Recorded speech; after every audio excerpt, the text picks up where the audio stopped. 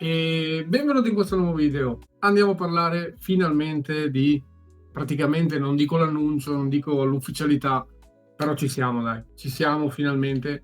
Siamo ai dettagli per Stroop, dopo che insomma ultimi giorni sembrava, non dico dovesse sfumare, però tirava una brutta aria, diciamo. Rimaneva qualche dettaglio da limare, qualcuno parlava anche insomma già l'alternativa che poteva essere Pecchia. Adesso andiamo più che altro a ricostruire un po' la cronologia degli eventi perché è stata complessa comunque come vicenda, e poi andiamo anche a dare 2 o 3 news importanti di mercato, soprattutto per quanto riguarda l'attacco, che devo dire un gran nome, e devo dire, se queste sono le premesse, per me la stagione comincia molto bene.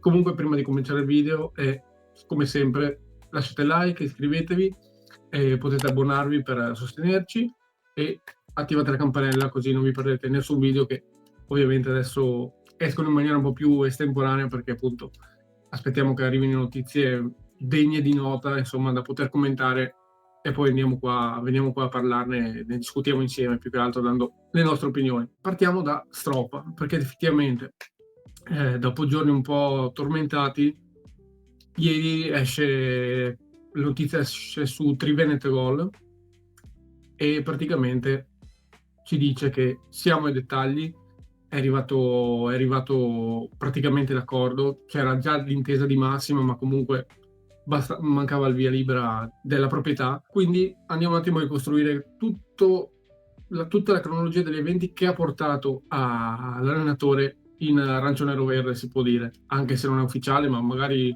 nel mentre che esce il video così potrebbe essere già ufficiale. Adesso comunque vediamo. Partiamo appunto dagli eventi. Giovedì scorso c'è stato l'incontro, c'è stata la proposta da parte di Antonelli, e devo dire, loro già si conoscevano dai tempi di Monza, c'era già un accordo di massimo. Mancavano praticamente solo i dettagli, qualcosa da limare, insomma, solite robe che però si vanno a sistemare nei giorni seguenti. Doveva esserci l'incontro lunedì per appunto limare questi dettagli famosi e potenzialmente quindi anche chiudere. L'incontro però è saltato, incontro tra l'altro riportato un po' da tutti, insomma, i siti principali di news che parlano di Venezia. L'incontro non è avvenuto perché i tempi si sono apparentemente allungati, appunto perché faceva anche riferimento Antonelli in quella famosa conferenza stampa di fine anno, che deve sempre riferire all'OPCO, ossia il comitato operativo, insomma, che gestisce gli interessi della proprietà. E i tempi sono allungati, e probabilmente sì, per questo motivo qui doveva ancora parlarne, e la proprietà doveva avvallare la trattativa. Quindi boh, è già lì, insomma, un po' di maretta veniva fuori, però insomma niente di particolare. Poi ieri mazzata, cioè nel senso è arrivato il Gazzettino che è arrivato praticamente a frenare e contraddiceva anche un po' questa versione, onestamente, perché diceva la trattativa con Stroppa resta complessa, le sue richieste sono troppo elevate, e richieste economiche e progettuali, e quindi una notizia così mi manda un po' in depressione, perché dico, alla fine non si chiuderà, quindi manca ancora l'intesa di fatto, ma più che limare dettagli manca proprio l'impalcatura, perché se non c'è d'accordo, non c'è accordo sulla progettualità, non c'è accordo economico, lui chiede garanzie, cavolo. E infatti si diceva, nel caso saltasse Stroppa, è pronto Pecchia, comunque si va su Pecchia, poi si tratta. Che poi che chieda un ingaggio, garanzie importanti, ci sta, perché è un allenatore, come abbiamo detto spesso, top per la Serie B. Garanzie forse quasi dico al pari di quelle che chiedeva Di Francesco per rimanere, ma appunto ci sta perché veramente è uno dei migliori allenatori per la Serie B. I risultati parlano per lui. E insomma, per come stava andando, ci stavamo già preparando a venire qui oggi e dire: se non si farà, c'è da presumere che qualcosa nella nuova stagione, nella progettualità almeno, non sta andando bene. qualcosa non va e probabilmente purtroppo non c'è l'ambizione di tornare in Serie A, perché se un allenatore di quel calibro ti rifiuta è un brutto segnale, dopo che hai ricevuto già rifiuto a rimanere di Francesco. O magari tu anche vorresti, ma semplicemente Stroppa non ritiene adeguate le condizioni per poter credere davvero in una risalita, di poter lavorare adeguatamente. E quindi molto male sarebbe stato. Invece, al contrario, se lo riesci a convincere, capisco che fai sul serio e che vuoi davvero tornare subito in Serie A, come avevi un po' annunciato come aveva annunciato nel comunicato della proprietà. E, Esatto. e così è stato. Di fatto, ieri pomeriggio Antonelli ha ricevuto l'ok della proprietà, è notizia di Triveneto Gol, diamo a merito insomma a chi ha riportato la cosa, e la proprietà praticamente ha dato il via libera a procedere alla trattativa per portare Stroppa in arancione verde. E devo dire che è una grande bella notizia, no? Esatto, è un bel segnale perché fa capire che effettivamente la società ha voglia di tornare nella massima serie, comunque cercare di tornare lì, e Stroppa comunque non viene a perdere tempo, diciamo, viene comunque sapendo che c'è un progetto che può chiedere anche giocatori un po' più tecnici, e comunque viene chiedendo delle certezze, perché appunto è un allenatore, non è l'ultimo degli allenatori, insomma, abbiamo visto nella sua carriera che ha portato anche 3 squadre in Serie A con la promozione, che sono il Crotone, il Monza e l'ultima la Cremonese. Quindi è un ottimo allenatore che per noi potrebbe andare benissimo, e se ha accettato significa che c'è un bel progetto, e allo stesso tempo la società ha dato ad Antonelli, anche la società vuole tornare in Serie A, perché se ha approvato le richieste magari di Stroppa significa che c'è un'unione di intenti che è a lungo termine, nel senso che ha ottime, cioè un buon segnale in generale rispetto a quello che stavamo pensando di Francesco. Pensavamo che Di Francesco avesse rifiutato di stare al Venezia perché non c'era un progetto, però vedendo che Stroppa che ha accettato questa cosa, secondo me Mm. ribalta un po' la questione. Comunque Stroppa è un grande allenatore, come ho già detto, e fa un calcio propositivo dominante. L'abbiamo visto, la Cremonese e i tifosi della Cremonese l'hanno anche un po' criticato su questo, però comunque i risultati parlano alla fine. Cioè, anche Di Francesco faceva un calcio propositivo, dominante, però poi i risultati non li portava. Però se c'è un allenatore che porta anche i risultati è ancora meglio.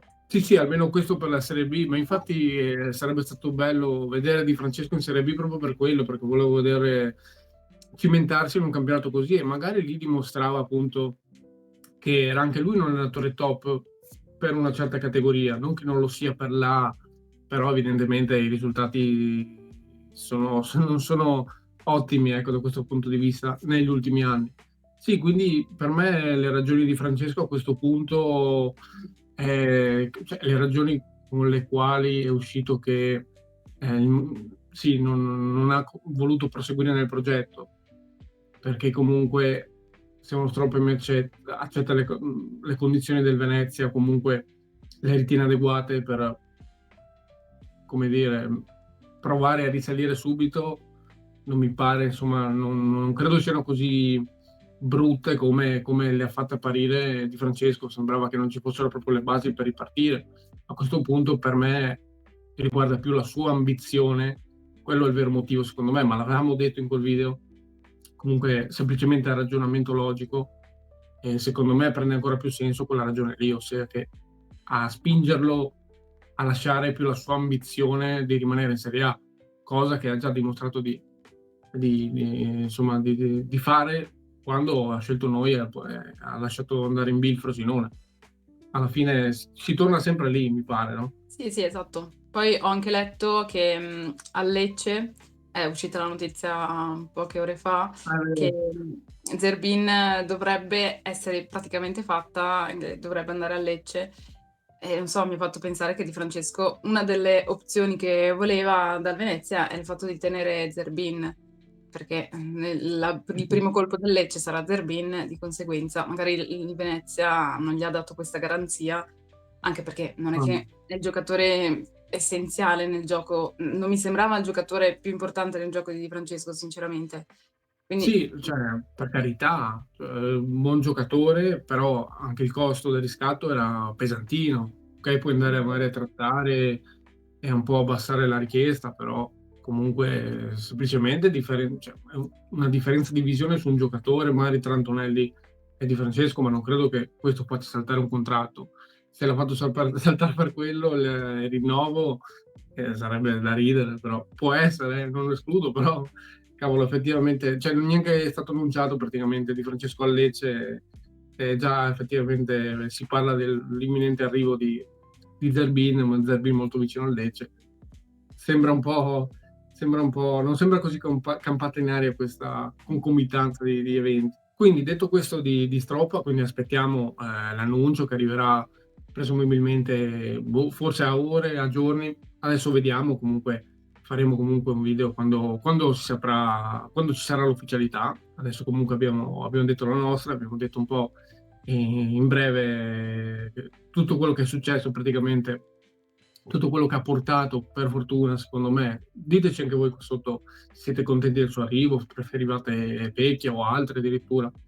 Scrivete pure qua sotto, poi commentiamo, parliamo insieme. Andiamo a parlare di calciomercato vero e proprio, perché effettivamente le notizie che è uscita ieri, fatta uscire da Di Marzio, è che il Venezia punta ad Adorante, Andrea Adorante della Juve Stabia, che ha fatto molto bene con la Juve Stabia. Adesso andremo a vedere 2 o 3 dati, andiamo a commentarlo un attimo, a vedere un po' velocissimamente le caratteristiche, però comunque diciamo Antonelli mantiene fede a quello che aveva promesso in quella appunto già citata prima conferenza stampa di fine stagione, dove diceva la prima roba che farò, visto che appunto tutte le critiche, visto che nella seconda parte di stagione uno dei problemi fondamentali è che non si segnava manco con le mani, per sì, diciamo mancanza di una punta di sostanza da lì davanti,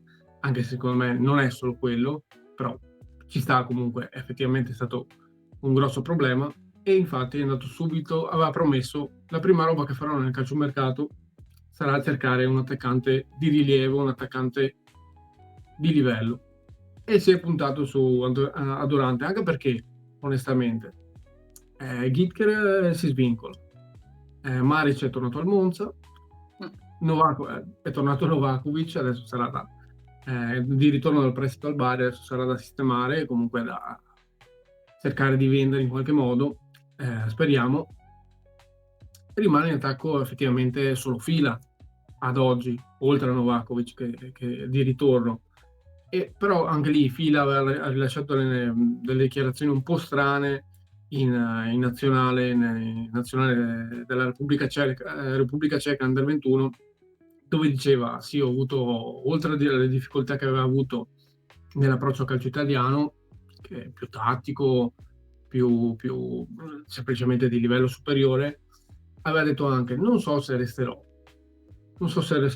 e bisogna vedere. Poi ho detto però forse sì, insomma un po' dubbioso, semplicemente quello.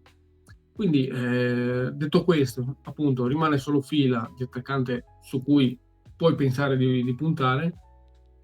Arriva la notizia ieri di Di Marzio che il Venezia piomba su Andrea Dorante, e per me, devo dire, è lui il primo obiettivo in attacco, e per me devo dire è un grande segnale di partenza, assolutamente. Per cominciare il mercato un attaccante del genere è tanta roba, visto quello che ha fatto la scorsa stagione alla Juve Stabia in Serie B. sì, sì, è veramente un ottimo attaccante, l'avevamo visto anche nei playoff, comunque si fa notare come Sì. giocatore.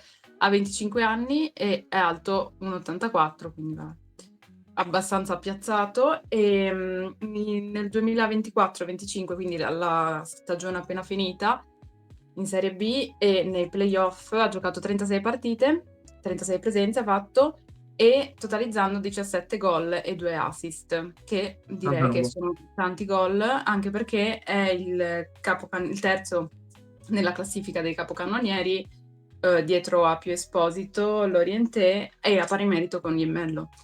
Mh-mh. Quindi per una serie B direi che, è un'ottima punta, un ottimo bomber d'aria, è molto tecnico, ha fatto tanti gol di testa abbiamo visto, e anche molto sporchi, quindi, si riesce a posizionare bene anche in aria in generale. Sì, sì, è una E grandota quella, sì, esatto, che ci manca un po' ultimamente.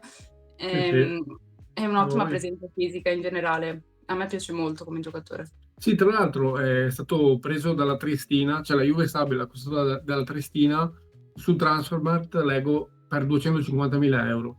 E qui faccio una menzione d'onore al DS della Juve Stabile, Matteo Lovisa, che appunto nella partita playoff ne parlavano, mi sono andato un po' a informare. Ha solo i 29 anni, con uno dei monti ingaggi più bassi della Serie B. Mi pare il quintultimo, ma non ne sono sicuro. Comunque uno dei più bassi, con un budget ovviamente ridottissimo, anche perché erano saliti in Serie B solo la scorsa stagione. Appunto ha, tra l'altro, promozione ottenuta dalla C alla B, sempre con lui DS. Sono riusciti ad arrivare ai playoff con quella squadra lì, con Adorante titolare, trovato appunto da questo Matteo Lovisa, quindi menzione d'onore, un grandissimo DS che ha un grande avvenire davanti, molto probabilmente. E le cifre, parliamo delle cifre per Andrea Dorante, si parla, almeno Di Marzio riporta che l'offerta si aggira tra i 3 e i 4 milioni di euro. Diciamo che, lo ridico, per me se prendi un attaccante così, come hai descritto tu, con queste caratteristiche, con questi numeri, perché i numeri parlano meglio delle nostre parole, l'ennesima dimostrazione dopo, quando arriverà l'annuncio di Stroppa. Prendi Stroppa, prendi uno dei migliori attaccanti della Serie B dell'anno scorso, per me è una dimostrazione di forza, una dimostrazione da parte di Antonelli, ma anche della proprietà, gli va insomma conferito questo merito, che c'è ambizione di ritornare in Serie A, perché mi hai dato dei segnali in tal senso, al di là delle cessioni che arriveranno. Però se queste sono le basi, io non ho grossi timori per il futuro, almeno secondo me partiamo bene. E poi sull'offerta in particolare, se questa è l'offerta, secondo me si può, se partiamo da questi da 3-4 milioni di euro, se fosse vero, per me si può chiudere anche in tempi brevi, quindi non dovremmo aspettare tanto. Speriamo appunto si chiuda. Vi lasciamo qua sotto in descrizione un po' di highlights, chi magari non ha seguito tanto la Serie B quest'anno, un po' di tutti praticamente i gol che ha fatto in questa stagione a Dorante, così capite un po' che tipo di attaccante è, che movenze ha, che doti ha, anche se le abbiamo comunque un po' descritte. Poi se arriverà effettivamente lo analizzeremo sicuramente meglio. Adesso l'abbiamo fatto in maniera molto sommaria, molto veloce. E notizie di oggi, il Venezia, notizia di Nicolò Schira, esperto di mercato Schira, il Venezia su Rodrigo Gut, difensore del Fortuna Sittard, mi pare, non vorrei dire una cavolata. Anche qui non l'abbiamo analizzato approfonditamente, comunque volevamo riportare questa notizia. Mi ricorderebbe un po' un colpo alla Izes, perché comunque è un difensore che non conosceva nessuno, che ha trovato Antonelli e che non arriverebbe a zero come Izes, perché comunque ha ancora mi pare 2 anni di contratto, mi pare di aver letto. Però mi ricordava, l'ho voluto riportare così in velocità, anche perché mi ricorderebbe un po' un colpo così, ora che è molto presumibilmente Izes partirà, quindi si andrebbe a trovare un difensore non so a livello di caratteristiche, ma per maniera di, diciamo, di approcciare al giocatore, modo di tempistiche, così sembra molto vicino a quello che fu l'acquisto di Izes quella volta là. Quindi adesso vedremo l'evoluzione, comunque per ora è solo una notizia così. E quindi andiamo alla conclusione. Vi ringraziamo per aver visto il video, vi invitiamo a lasciare like, a iscrivervi se non siete già iscritti, a condividere il video, a abbonarvi per sostenerci ancora di più. Chi non può, l'importante è lasciare il like, che quello ci aiuta davvero tanto anche quello. Chi vuole aiutarci ancora di più può abbonarsi e attivate la campanella così non vi perdete nessun nuovo video. È sempre Forza Venezia. Sempre Forza Unione.